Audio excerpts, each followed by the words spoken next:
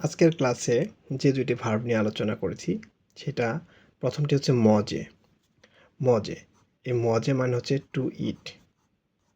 মজে মানে হচ্ছে টু ইট। এখন আমি এইগুলো নিয়ে আমরা এখন বাক্য গঠন শিখব। যেমন জো মানে আমি, জো মজ। আমি খাই, ডু হি। হি মানে হচ্ছে রাইস, হি মানে হচ্ছে rice. Joe Moj do he. তাহলে আমাদের মূল ভার্বটা হচ্ছে মজে, কিন্তু জোর সাথে এটা কি হলো, মজ হলো। আচ্ছা, তো তুমি ভাত খাও, এটা আমি যদি বলতে চাই তু, তু মানে হচ্ছে তুমি। মজ, MANGE, এই তু এর সাথে একটা এস হবে, ভার্বের সাথে একটা এস হবে। তু মজ দু হি, তুমি ভাত খাও। এবার আমরা যদি বলি যে সে ভাত খায়, সে মানে ইল মজ দু হি, সে ভাত খায়। এখন আমি যদি বলি আমরা ভাত খাই, তাহলে নু, নু মানে কি আমরা, মজ।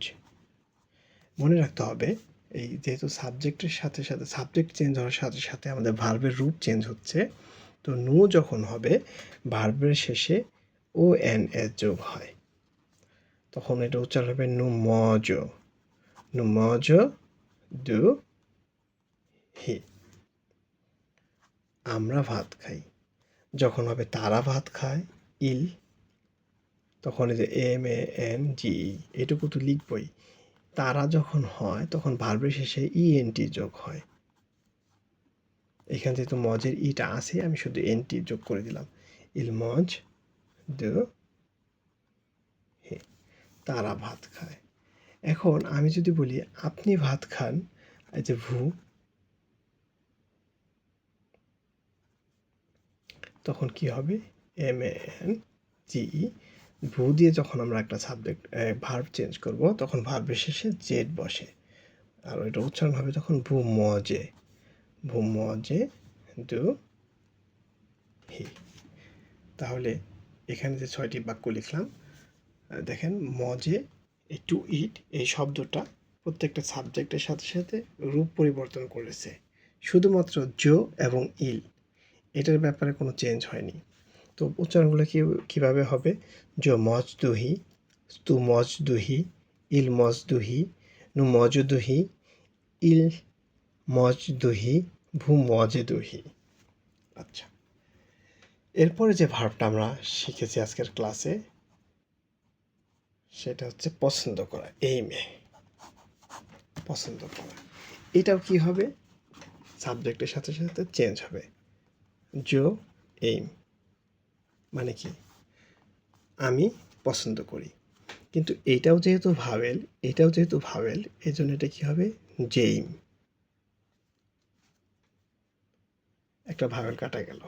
জেইম কি পছন্দ করি, আমি ছবিটি পছন্দ করি, তাহলে ফটো।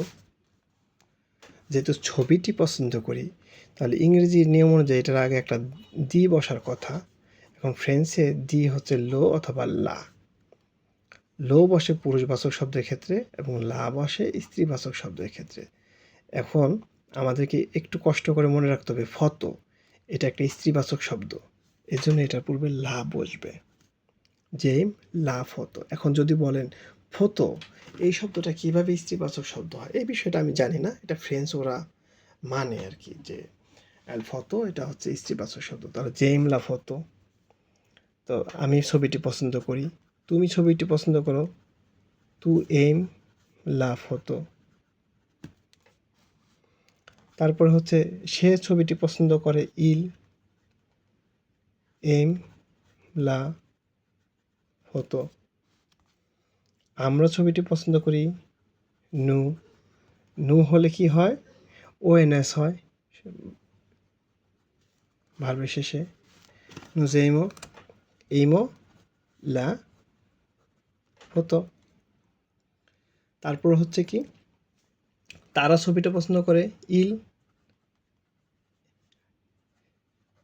আমরা জানি ইল যে ভার্বের চেঞ্জ হয় শেষে ENT হয়, লা ফটো, ইল এম লা ফটো।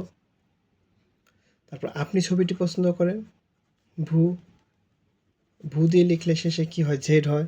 ভু এম এ লাফ হতো, তাহলে উচ্চারণটা কি হবে? জেম লাফ হতো, তুই এম লাফ হতো, ইল এম লাফ হতো, নু জেম লাফ হতো, ইল জেম লাফ হতো, বু জেমে লাফ হতো।